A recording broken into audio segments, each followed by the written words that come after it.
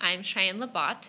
I've been in Rochester for a year and a half. My background, I grew up in San Francisco, California. Moved out to the Midwest for college, and while I was living in the Midwest, met my husband, who was going back to school to become a doctor. So we made it to Rochester about a year and a half ago when my husband got accepted to Mayo Medical School.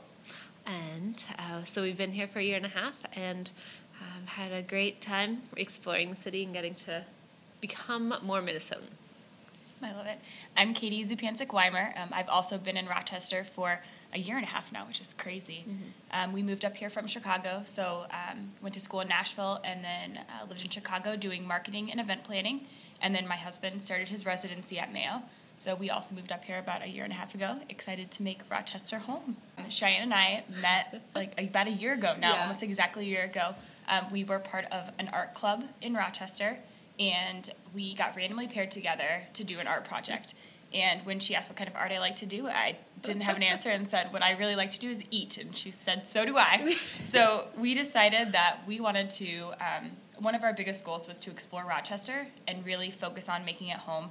And we also really liked food. So for the art project, we decided to start exploring Rochester restaurants.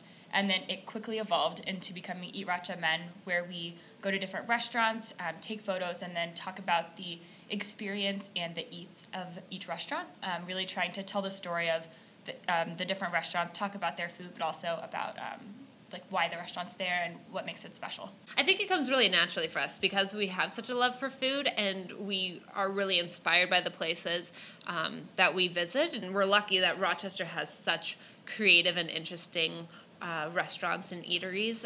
It just makes it pretty easy for us to just roll off the tongue and really, when we're writing about it, really just describe the atmosphere and what we love about it. Just want to accentuate what the chef has created and really put it into words. And luckily for us, that hasn't been too difficult because of our large stomachs.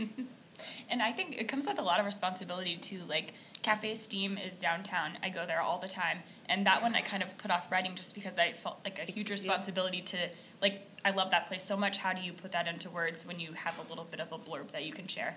So also figuring out how do we tell the story of the restaurants in a way that shows how important they are to us, so that other people can experience that too. And I think that's what's made Rochester feel like home, by being able to have those kind of experiences, not just getting to eat, which obviously we both love, and I would still be happy with, but we've really got to build some relationships because of EatRochMN, which has been really special. It's almost been a year into the blog, and so I think, and it was our first summer doing the blog, spring, winter, fall.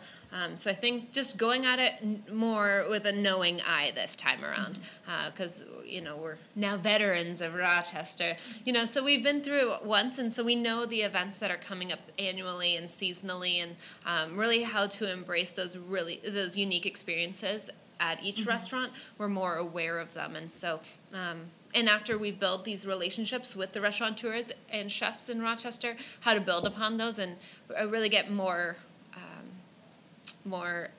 intimate and more unique posts, as opposed to just the restaurant as a whole. I'm excited for more Chef's Table, those kind of events, and just letting other people know, unless you happen to find out about them, there's so many things that you can miss that are really cool that maybe you just didn't hear about. So how do we help people learn what other cool foodie events are happening around so that they can come experience all of the incredible food that Rochester has to offer?